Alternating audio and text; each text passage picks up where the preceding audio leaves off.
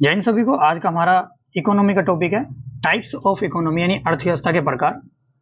अर्थव्यवस्था के प्रकार अलग अलग आधार पर बनाए गए हैं। जैसे पहला है वैदेशिक संबंधों के आधार पर, यानी on the basis of foreign relation.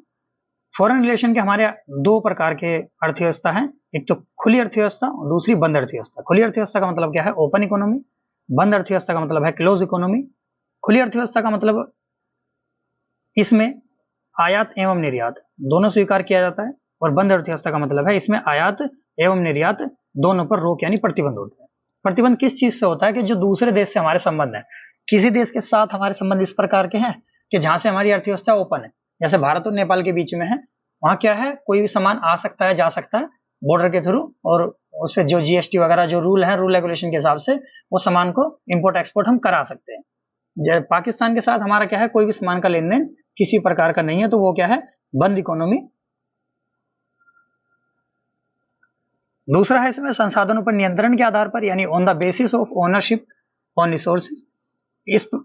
इस आधार पर हमारी अर्थव्यवस्था तीन प्रकार की होती है: समाजवादी अर्थव्यवस्था, पूंजीवादी अर्थव्यवस्था और मिश्रित अर्थव्यवस्था। समाजवादी अर्थव्यवस्था का मतलब क्या है? जिसे पूर्ण रूप से सरकार का नियंत्रण होता है। पूंजीवादी का मतलब हो गया जिसपे पूर्ण रूप से निजी क्षेत्र यानी प्राइवेट सेक्टर का मतलब होता है, और मिश्रित अर्थव्यवस्था का मतलब होगा जिसमें सरकार और निजी क्षेत्र दोनों का मतलब होता है। इसमें पहली पढ़ते हैं हम समाजवादी अर्थव्यवस्था। इसका अन्य नाम है राज्य आधारित अर्थव्यवस्था। इसको क्या बोलते हैं? राज्य आधारित अर्थव्यवस्था भी बोलते हैं, यानी स्टेट बेस्ड इकोनॉमी। ये राज्य के आधार पे है, राज्य में किस टाइप की वहां की इकोनॉमी है, किस टाइप के लोगों की मतलब क्षमता कितनी है, गरीब है, रईस है, उस हिसाब से समाजवादी अर्थव्यवस्था को मेंटेन किया जाता है। यानी सरकार उसी हिसाब से वहां पे स्कूल की फीस या सामानों की फीस उसी हिसाब से लगाती है, कहीं पे कम कहीं पे ज्यादा, ऐसे इस टाइप से नहीं लगा सकती, क्योंकि पूरे स्टेट की इकोनॉमी के अनुसार ही वहां पे रेट डिसाइड किया जाता है। इसके जनक, समाजवादी अर्थव्यवस्था के जनक कौन है? कार्ल मार्क्स है। इनकी एक बुक है दास कैपिटल। दास कैपिटल को समाजवाद की बाइबल भी कहा जाता है। जैसे समाजवादी अर्थव्यवस्था कहां कहां पर है? एक तो यूएसएसआर में है और चीन में है। इसमें कीमत एवं उत्पादन का जो निर्धारण है वो कौन करेगा? सरकार करेगी। सरकार डिसाइड करेगी कि किस सामान को किस रेट पे बेचा जाना है, गन्ना किस रेट पे खरीदना है, या कौन सी चीज किस रेट पे बेचनी है, वो सब कुछ सरकार डिसाइड करेगी। जैसे हमारे यहाँ स्कूल है, तो स्कूल में क्या है, सरकारी स्कूल भी है, प्राइवेट स्कूल भी है, बट जो सरकारी स्कूल है उसमें लगभग गरीब से गरीब सभी बच्चे पढ़ पाते हैं।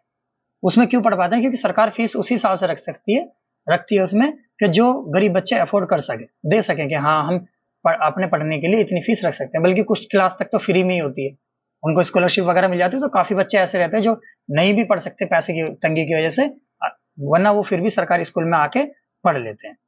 अच्छा, इसका उद्देश्य क्या है समाजवादी अर्थव्यवस्था का? जन कल्याण, यानी पब्लिक के वेलफेयर के लिए ये समाजवादी अर्थव्यवस्था होती है। दूसरी अर्थव्यवस्था होती है हमारी, इसमें एक चीज और है, इसमें बाजार प्रतिस्पर्धा यानी मार्केट कंपटीशन नहीं होता, क्योंकि जब सब चीज सेम रेट पे रहेंगी, सब कुछ सेम रहेगा, मान लो सभी स्कूलों की फीस सेम है, तो मार्केट का कोई कंपटीशन वाली बात ही नहीं है। जिसको जहां सुविधा लगेगी वो वहीं पढ़ाएगा। जरूरी थोड़ी अपने से घर से बहुत दूर भेजेगा, भाई वहां कम पैसे में पढ़ा रहे हैं। जब सब जगह सेम रेट है, अपने घर के आसपास जो भी स्कूल होगा बच्चों को वहां पढ़ाया जाएगा। या जो भी सामान है आसपास में मिल रहा है, तो उसके लिए दूर जाके क्यों खरीदना है? उसी चीज का हमें पता होता है वहां जाके सस्ती मिल जाएगी, तो हम बहुत दूर चले जाते हैं उस चीज को लेने के लिए। बट सब जगह सेम रेट होने का फायदा यही होगा कि इसमें कोई भी मार्केट का कंपटीशन नहीं होगा। दूसरा है पूंजीवादी अर्थव्यवस्था। पूंजीवादी अर्थव्यवस्था को कैपिटलिस्ट इकोनॉमी बोलते हैं। इसके भी जनक कौन है? एडम स्मिथ है। और इनका उद्देश्य भी क्या होता है इसमें? इसका उद्देश्य होता है आर्थिक लाभ, अधिक से अधिक आर्थिक लाभ कमाना। अधिक से अधिक आर्थिक लाभ का कमाने का मतलब क्या है? कोई भी प्राइवेट कंपनी है वो ज्यादातर वर्क किस लिए करती है? वो कोई पब्लिक के वेलफेयर के लिए नहीं सोचती है। प्राइवेट कंपनी का उद्देश्य केवल ये होता है कि हमें ज्यादा से ज्यादा प्रॉफिट। अगर उनका बस चले तो 10 रुपए की चीज वो 1000 की बेच पाएंगे, तो वो बेचेंगे, पक्का बेचेंगे। वो उसमें किसी प्रकार की कोई कमी नहीं करेंगे, क्योंकि उनका तो उद्देश्य ये है कि हमें ज्यादा से ज्यादा अधिकतम लाभ कमाना है। इसलिए इसमें क्या होता है, बाजार प्रतिस्पर्धा होती है। जैसे फोन की कई सारी कंपनी है, फोन की कंपनी में कोई सैमसंग की है, कोई एप्पल की है, और कोई अपना रेडमी, जो भी है, सब अपने अपने प्रोडक्ट को महंगे से महंगा या अच्छे से अच्छा लाने की कोशिश करते हैं, ताकि हमारा सामान ज्यादा बिके, पब्लिक हमारे सामान को ज्यादा पसंद करे। तो इसलिए इसमें क्या होते हैं, पूंजीवादी अर्थव्यवस्था में बाजार की प्रतिस्पर्धा ज्यादा होती है। इसमें कीमत का जो निर्धारण है वो बाजार शक्ति यानी आदर्श हाथ होते हैं। आदर्श हाथ मतलब जो हमें पता नहीं चलता किसने कीमत का निर्धारण कर रखा है। भाई सपोज एक मार्केट में कोई सेब बेच रहा है, तो किसी एक बंदे ने कहा कि भाई मेरे सेब 50 रुपए किलो, बगल वाले कोई बेचने उसके पास ज्यादा है, वो बोलता है चल मैं 40 रुपए किलो दे दूँ, तो उस कंडीशन में क्या होगा कि रेट कम भी हो जाएगा। और रेट बढ़ने की बात आएगी, पता चला एक ही दुकानदार है और आसपास में कोई दुकानदार ही नहीं है, वो क्या बोलेगा, मैं तो 100 रुपए किलो बेचूंगा, आपको लेने हो ले वरना मत लो।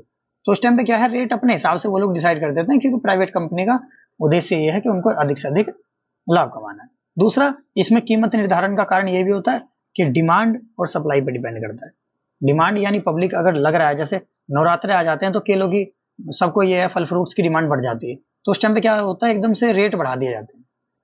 तो उस कंडीशन में क्या है, डिमांड ज्यादा हो जाएगी तो रेट खुद ही बढ़ जाएगा।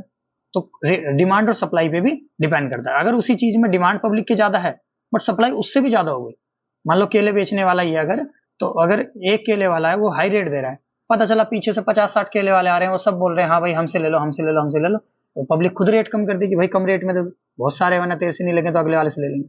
तो उस चीज पे भी कीमत का निर्धारण होता है। और ये पूंजीवादी अर्थव्यवस्था कहाँ कहाँ पर है हमारी, इसके एग्जाम्पल है यूएसए, जर्मनी, जापान, फ्रांस, इन सभी जगहों पर क्या है, पूंजीवादी अर्थव्यवस्था है। इसका अन्य नाम क्या है, बाजार आधारित अर्थव्यवस्था। इसमें हस्तक्षेप की नीति पर आधारित है। पूंजीवादी अर्थव्यवस्था किस पर आधारित है, अहस्तक्षेप की नीति पर आधारित है। हस्तक्षेप की नीति का मतलब है कि सरकार के नियंत्रण से मुक्त है, इसमें कोई भी सरकार अपना कंट्रोल नहीं कर सकती। सरकार नहीं कह सकती कि ये फोन आपने बनाया एप्पल वालों से तो आप इस रेट का बेचो। एप्पल की कंपनी कहेगी नहीं, हम अपने हिसाब से बेचेंगे, हमने खुद बनाया और हम अपने हिसाब से इसको बेचने का पूर्ण अधिकार हमारा है। तो ये इसलिए इसको क्या बोलते हैं, अहस्तक्षेप की नीति या लेजर फेयर पॉलिसी इसको बोला जाता है। तीसरी है मिक्स इकोनॉमी यानी मिश्रित अर्थव्यवस्था। मिश्रित अर्थव्यवस्था के जनक कौन है, जॉन मेनार्ड किस। इसमें सरकार एवं निजी क्षेत्र दोनों का नियंत्रण होता है। जैसे भारत में दोनों टाइप की हैं, प्राइवेट कंपनियां भी वर्क करती हैं और सरकारी कंपनियां भी वर्क करती हैं। इसका उद्देश्य क्या होता है, जन कल्याण के साथ आर्थिक लाभ कमाना। यानी जहां पे लगता है कि हाँ यहाँ पे लोगों को किसी के पास पैसे बिल्कुल भी नहीं है, तो वो क्या करेंगे, पूर्ण रूप से सरकारी वेलफेयर लेके, सरकारी हॉस्पिटल या सरकारी स्कूल में सहायता लेके अपने जीवन चलाते रहेंगे। और जहां पे लग रहा है कि हाँ यहाँ पे पैसे की वो है, तो वो प्राइवेट सेक्टर में जाएंगे, प्राइवेट स्कूल में जाएंगे, प्राइवेट सामान खरीदेंगे, वो अपने आप को अच्छे से अच्छा लेने के लिए वो प्राइवेट में अपना पैसा कितना भी खर्च कर सकते हैं। तो इसमें दोनों का ही फायदा है, जन कल्याण के बारे में भी हो जाएगा और आर्थिक लाभ भी कमा लेंगे वो लोग। जो सरकारी है वो सरकार के हिसाब से, और जो प्राइवेट सेक्टर है वो आर्थिक प्रॉफिट भी अपना ले सकते हैं। नेक्स्ट है, दूसरा प्रकार है विकास के आधार पर अर्थव्यवस्था। विकास के आधार पर अर्थव्यवस्था 3 प्रकार की होती है। पहला होता है अल्प विकसित अर्थव्यवस्था, दूसरी होती है विकासशील और तीसरी होती है विकसित। अल्प विकसित जो है इसका मतलब है अंडर डेवलपिंग। जो अंडर डेवलपिंग इकोनॉमी है यानी बहुत ही कम विकसित है, उनके लिए अल्प विकसित कहा जाता है। विकासशील जो अल्प विकसित से थोड़ा सा ऊपर है बट अभी भी विकास कर रहे हैं। और तीसरा हो गया विकसित। विकसित कौन हो गए, जो पूर्ण रूप से विकास कर चुके हैं, डेवलप इकोनॉमी है जिनकी, तो उसके बारे में। जैसे अल्प विकसित में कौन कौन से हो गए हमारे, जिम्बाब्वे, बुरुंडी और अफ्रीका कॉन्टिनेंट। इसमें क्या होगा, दूसरा है विकासशील। विकासशील में भी क्या होगा, जिसमें गरीबी ज्यादा है, बेरोजगारी ज्यादा है, रोजगार कम है, प्रति व्यक्ति आय जो है कम है, अवसंरचना जो है, इंफ्रास्ट्रक्चर यानी बिजली, सड़क, भवन, ये सब जो है इनकी बहुत अच्छी व्यवस्था नहीं है, साइंस एंड टेक्नोलॉजी कम है, कृषि क्षेत्र का योगदान इसमें सबसे ज्यादा होता है। जो अल्प विकसित है या विकासशील है, इन दोनों में क्या है, सब कृषि क्षेत्र पे बहुत ज्यादा योगदान देते हैं, क्योंकि उनको स्टार्टिंग से जीरो से बेस से उठना रहता है। और तीसरी है विकसित अर्थव्यवस्था यानी डेवलप इकोनॉमी। डेवलप इकोनॉमी के एग्जांपल कौन कौन से, जो पूर्ण रूप से मतलब हर एक चीज में विकसित हो चुके हैं, जैसे संयुक्त राष्ट्र अमेरिका, फ्रांस, जर्मनी, जापान, ये सभी क्या है, ये डेवलप इकोनॉमी। अपना भारत क्या है, वो विकासशील से विकसित की ओर अग्रसर है। तो नेक्स्ट है, भारत की जो अर्थव्यवस्था वो किस प्रकार की है, इंपॉर्टेंट क्वेश्चन है कि भारत की अर्थव्यवस्था, पहला पॉइंट है खुली यानी ओपन अर्थव्यवस्था, काफी देशों के साथ हमारा आयात निर्यात पॉसिबल है। दूसरा पॉइंट है मिश्रित अर्थव्यवस्था है। मिश्रित अर्थव्यवस्था में मतलब ये यहाँ पे समाजवादी भी है और पूंजीवादी भी है, दोनों प्रकार की अर्थव्यवस्था है, यानी प्राइवेट सेक्टर भी कंट्रोल करता है और मतलब प्राइवेट सेक्टर भी काम करता है और गवर्नमेंट सेक्टर भी कंट्रोल करता है। और तीसरा है विकासशील, यानी भारत जो है विकासशील है, जो विकसित होने की ओर अग्रसर है। तो इसी से हमारा आज का इकोनॉमी का टॉपिक ये 10 मिनट में लगभग कंप्लीट होता है।